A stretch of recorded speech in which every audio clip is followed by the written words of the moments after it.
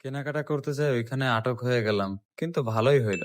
আসসালামু আলাইকুম গাইস। আজকে সকাল সকাল আমি বের হয়ে গেলাম শিববাড়ির উদ্দেশ্যে। আর সেখান থেকে সোজা চলে গেলাম 12 এর আউটলেটে। আর সকাল সকালে আমাকে একটা টি শার্ট ধরায় দেয়, বিকজ আমি রমজান মাসে 12 এ সেলসম্যান হিসেবে কাজ নিয়েছি। সকালে ঢুকতে না ঢুকতেই আমাদেরকে কাজে লাগায় দেয় সাফ সাফাই। দেন প্রথম দিন যেহেতু আমাকে আমার সেকশন বুঝায় দেয়, আর আমি প্রথমে একটু নার্ভাস হলেও পরে নিজের কনফিডেন্স লেভেলের উপর ভরসা রেখে কাজ করতে লাগি। দুপুরে জোহরের নামাজ আদায় করার পরপরই বরকত স্বরূপ একটা প্রোডাক্ট আমি সেল করতে পারি। আসরের নামাজের পরই অনেক কাস্টমার আসতে থাকে। দেন এবার আমাদের পালা হলো ইফতারি করা। ইফতারিতে একে একে সবাই হেল্প করতেছিল সবাইকে। দেন অবশেষে আমরা সবাই একসাথে ইফতার করতে বসে যাই। প্রথম দিন থাকা অতটা প্রেশার ছিল না, তাই ঠিকভাবে ইফতারিটা করলাম। এন্ড দেন চলে গেলাম সেকেন্ড ফ্লোরে নামাজ আদায় করতে। আর আলহামদুলিল্লাহ আমাকে ইমামতির দায়িত্বটাই দেয়। দেন কিছু কাস্টমার হ্যান্ডেল করার পর আমাকে কিছু টাইম দিল রেস্ট করার জন্য। আর সেখানে বসে বসে চিন্তা করতেছিলাম যে রিটেল জগতে কাজ করা অত সোজাও না, আবার অত কঠিনও না। এদিকে মন চাঙ্গা হয়ে গেল তখনই যখন ভালো কিছু সেল দিতে পারলাম। আর অবশেষে নামাজ আদায় করে আমি রওনা হয়ে গেলাম বাসার উদ্দেশ্যে। প্রথম দিনের এক্সপিরিয়েন্স এখানেই শেষ।